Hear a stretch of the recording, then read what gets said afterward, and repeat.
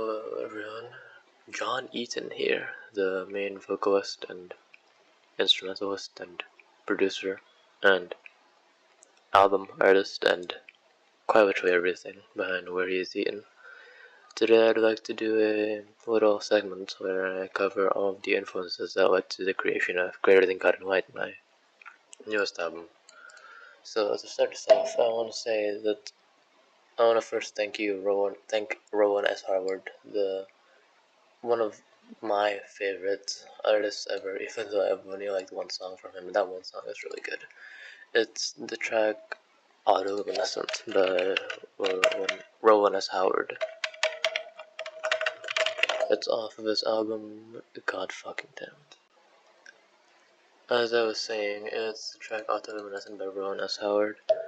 It is just so tragic and sad, and I love everything about it.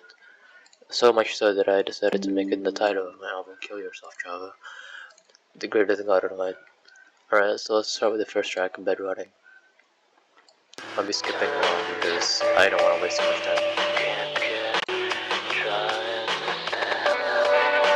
Okay, this track is heavily influenced by the next goat I will be mentioning, which is Akira Yamaoka.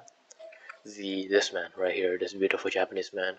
He is the guy who made the soundtrack for Silent Hill 2, the original Silent Hill. I'm not quite a fan of the remakes because of how long they are, but the original Silent Hill, I played through that a couple of months ago and it destroyed me. And the OST in specific is what influenced a lot of my musical style, I guess. That along with another quote, which I will be mentioning very soon enough.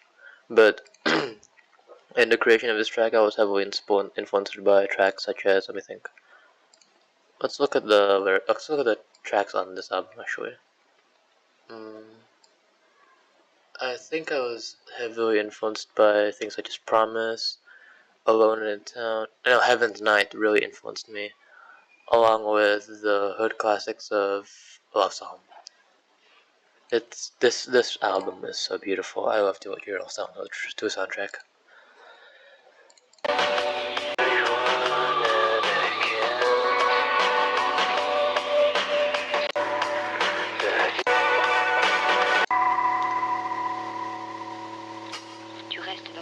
Alright, that sample right there is a reference to. It's not even a reference. It's straight up just a sampled portion. It's a film called The Man Who Sleeps. This is by Georges Perec, if I recall. Yep, it's by Georges Perec. And I watched this one time when I was in middle school in a bout of insomnia, and it was really, really good. I loved The Man Who Sleeps. I don't know if I'd watch it again, however, because you need to be in a specific mind frame to watch this film, if you get what I mean. But that vocal sample was taken from the narrator, Ludmila Mikhail, right here, and Shelley Duvall. I don't know what Shelley Duvall's doing here, but she's just there, I guess.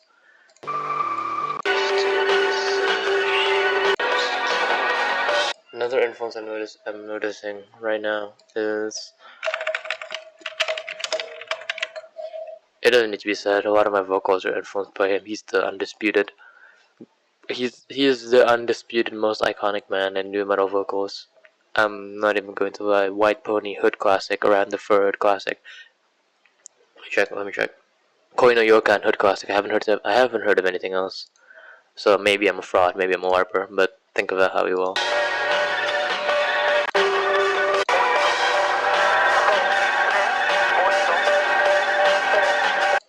Okay, this portion is directly sampled from the Kona project. Yeah, it's not even a way. It's a CD of recordings of number stations and noise stations related by Iridol discs. I think number stations were really cool. I was originally inspired by the SCP. I think it's called the Counting Station. It was a really cool skip, and that spiraled into me sampling the Kona project. Alright, next track. Dead Love Outside Bristol Harbor. To my friend Kona Masao, I leave it on to you to decide when and where to publish this manuscript. Alright, this track in specific is the first sample, or the first interpolation here, or whatever you call it, is me reading out Ryunosuke Akutagawa's letter. his letter to Kumi Masao, his fellow artist, regarding the releasing of his album, I just said album, regarding the releasing of his book called The Life of a Stupid Man. This is such a nice book. It's essentially just a series of vignettes about a man living at the almost end of an era, the fin de siècle, as he likes to put it. I can't speak French. I'm sorry about that mispronunciation. But this book is really heartfelt in a way, and I really enjoyed it.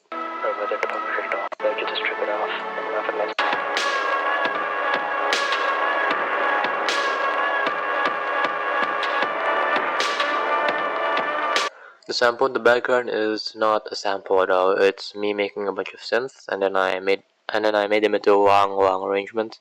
And afterwards, I just turned it into WAV file and chopped it up as if it was a sample, but it's not a sample. I made it myself.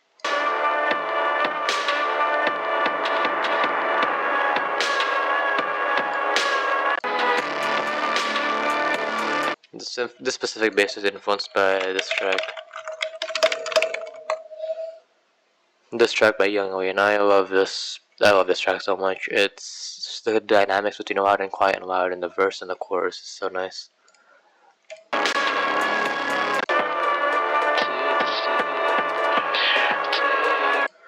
Okay, the little sound there you hear on the right.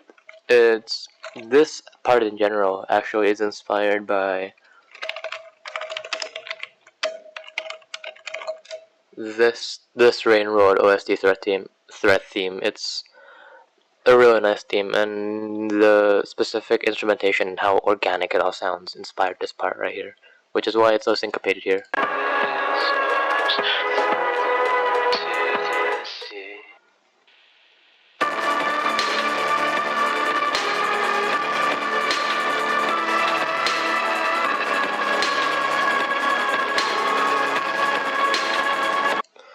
The use of the hi-hats here is just still inspired by this track specifically, but the thing about it panning left and right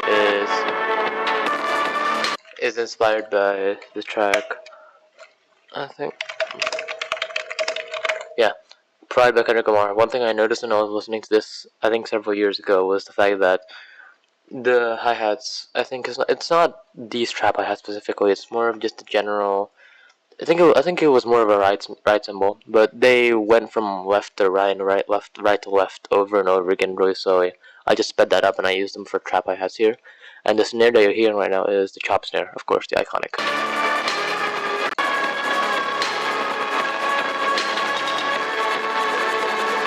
God, I love that part. The reason why it repeats one more time after this, right? After this initial break here, right? The reason why it repeats one more time is because I wanted an excuse to use that reversed hi-hat part one more time because it's so nice to my ears.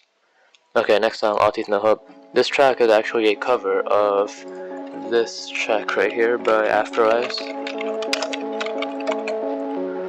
It's a really nice track, but my first thought was the fact that it felt quite sparse, so I decided to make my own take on it because I forgot who said this, but someone once said that you should always try and remake stuff which is imperfect but has the possibility of being better. Right, this track is really good, but I feel as if it's imperfect, so I tried to remake it right here.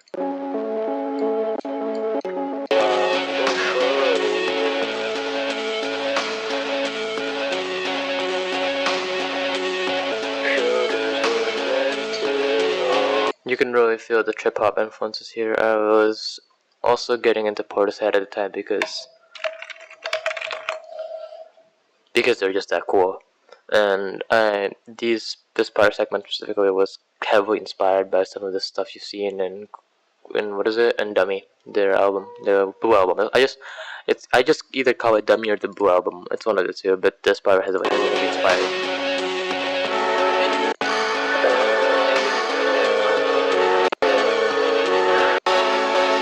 The solo is taken straight from the original track of All Teeth by Afterlives. It's a very fun solo. It's a simple solo, but it's kind of iconic in its own way, even though this track isn't that popular, but I really like it, so I just kept it in. Anyways, next track, I presume, Recurrent Severe.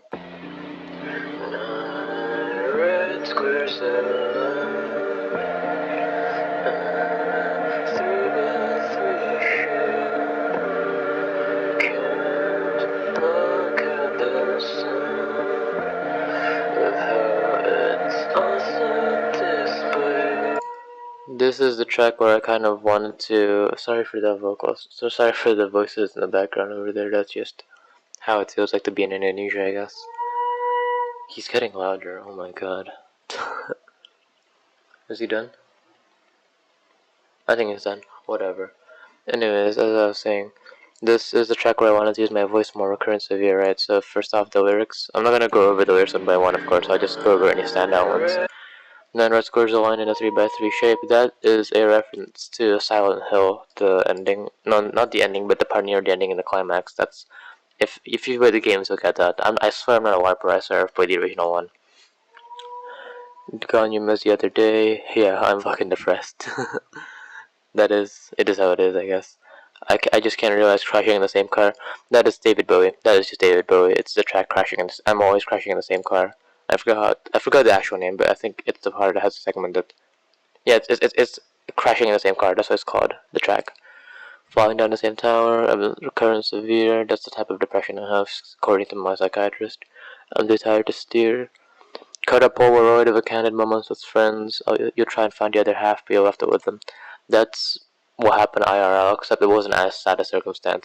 We just had someone just took two photos and we just decided to cut them. And I thought, hey, this would make for a really heart-wrenching lyric. And these things get lost in translation. This is not a reference to the film Lost in Translation, by the way. I've never watched it, and I don't plan on watching it. Didn't seem that interesting to me. And that's it, I guess. Let's go to Carcano 38. But I just wanted to share this climax here because I thought it was kind of cool. One more. The little.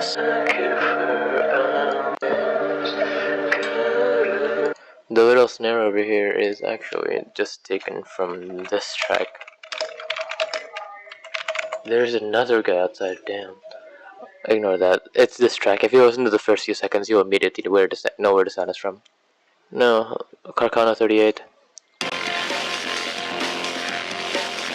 Oh yeah, this part is heavily inspired by Ultra Kill soundtrack and Hakita in general. A person very dear to me introduced me to Ultra Kill and Hakita's works, I think in 2024, that was 2 years ago now. And although I'm not the biggest fan of Ultra Kill and all related stuff, I still find his idea of distorted synths and sometimes metallic guitars along with amen breaks to be really cool and interesting, so I decided to do my own spin on him here.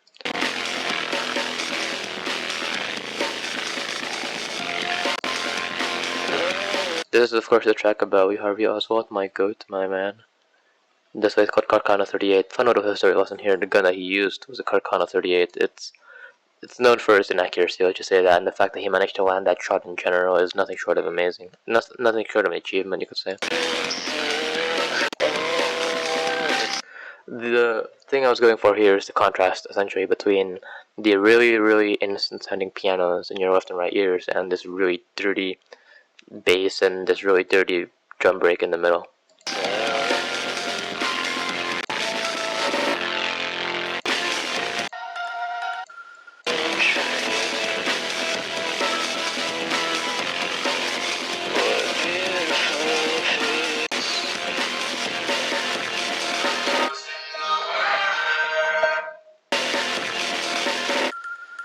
Oh yeah, that break was pretty cool. That was just all automation. I just automated it to be quiet, so there was no reverb left over. It made for a really cool effect where it just straight up pulsed into nothing. This part is all this. I can't even joke about this. This is straight up just.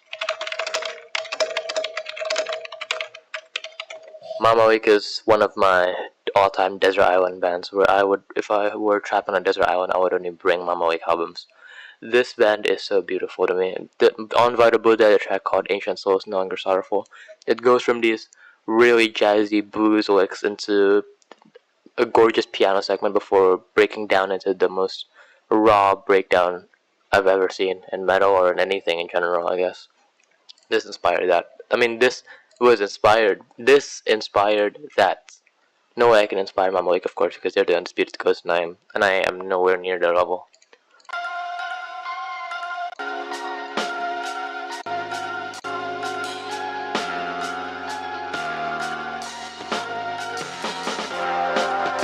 Aside from Mama League, another influence here is Godspeed You by Emperor, how their songs progress and evolve. A lot of my stuff is influenced by Godspeed actually, especially my aesthetic too. This part, this description here, I'm not gonna go too deep into the descriptions, right? But this style description, this is all Luciferian Towers. This is what the type of stuff Godspeed said when they released Luciferian Towers, and I just took that because that sounded cool.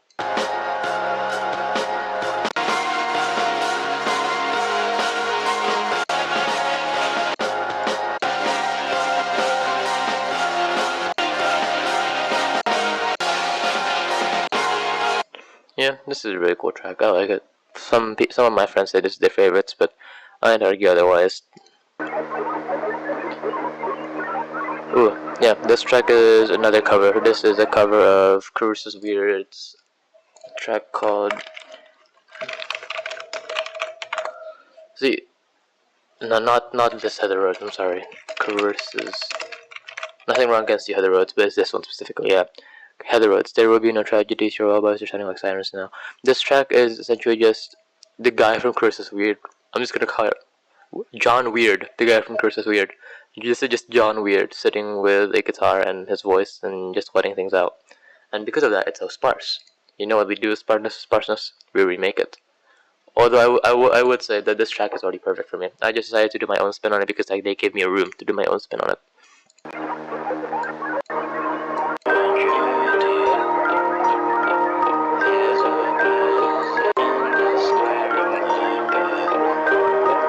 Those bird calls you hear are the sound of European nightingales, if I recall. It's just something I found on a free sound library.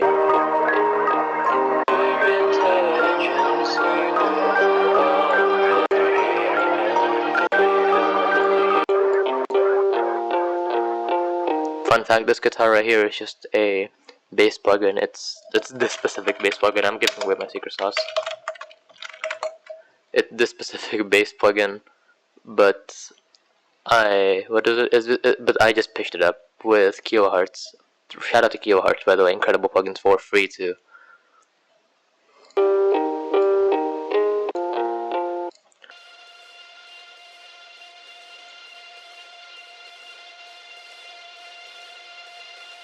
This jazzy hi-hat roll is inspired also by Mama Lake. This time it's inspired by their album called Diner Coffee. I think that's what it's called, right? Hold on. Yeah, it's this one. How this one they were really influenced by jazz, and I just was inspired by that. So this is the intro.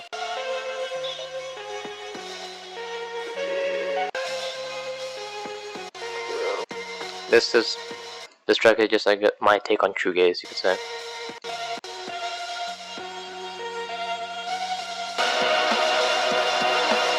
Okay, this part is specifically inspired by this track right here. This track right here. Mannheim by Godspeed Buck Emperor, the part where everything swells up is, in my opinion, this is why I'm alive. I guess I live for songs like this. Music like this is what saves my life.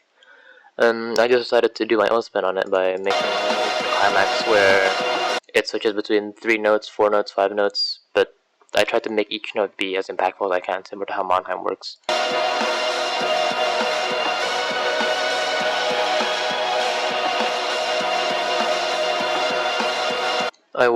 I considered with making this loop longer, so it would loop one more time, but I chose against it because I guess I wanted to symbolize how the moments of happiness hit you hard, but they don't last for long. Something like that. Haha, I'm so depressed. That is the joke here. Anyways, next track, closure, endings, etc. That's the sound of a zipper lighter. I think it's very satisfying. This is just me playing guitar. This is not a sample. This is just me playing a terrible guitar I have in my bedroom.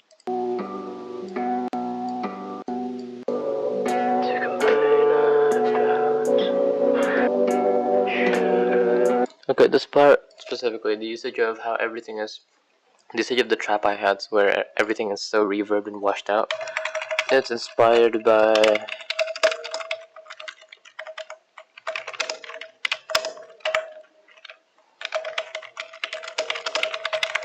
this track, Sleeping in Separate Rooms by Planning for Burial, I think. Yeah, it's from Madawan Collected Works. This track is heart wrenching. It's essentially it's this really heavy, very distorted shoegaze track. I wouldn't call it shoegaze. It's more metallic, I guess. But in the middle of it, there's this portion with these trap hi-hats, and they just tear my heart. Like they just it kills me. It kills me. That's why I decided to use it here.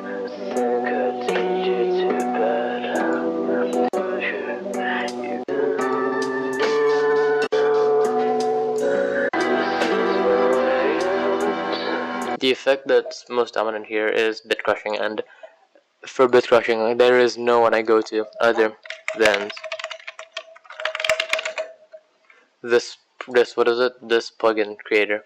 They made Siberia, right? And this is, in my opinion, the best bit crusher kill yourself KVR audio. Hold on.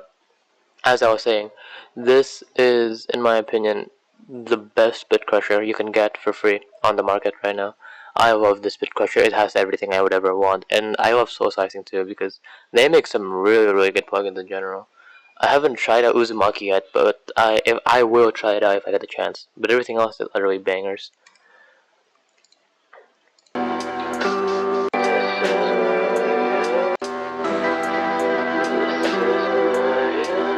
The thing I say at the end here, where I go, "This is my way out" over and over again, that is inspired by a song by Sprain. Oh my god, I'm actually going insane. Oh my god. Okay, essentially there's a song by Sprain called My Way Out, right? And it inspired the creation. I inspired that lyric specifically. I don't think they even say My Way Out in the song. I just took the title because song titles are sometimes really beautiful. This album is really good, by the way. You should listen to it.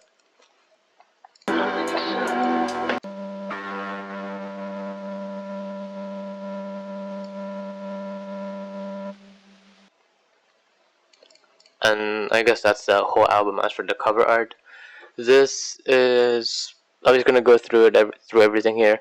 Greater than Gone White, where he's eaten. This is an image of a Carcano 38. The gun trigger represents free will because you need to have free will in order to shoot a president, I suppose. Indifference/deliverance is ammo holder. So I guess the meaning here is you're fueled by indifference and deliverance. Deliverance, I know about that word from Dead by Daylight. Shout out to Dead by Daylight, by the way, for the perk name. And you ever feel like dreaming all the time is that's I think where the sights are. I think this is the sights, yeah. Okay, no, essentially the ammo is indifference, and this you ever feel like you're dreaming all the time is a state of mind, I guess dissociation, and that's the stuff that fuels people, the stuff that people see when they're in the process of killing someone, you could say. And front towards martyr/motherfucker is, I guess, a reference to the fact that you can kill either with just a single bullet, if you're a good shot, of course.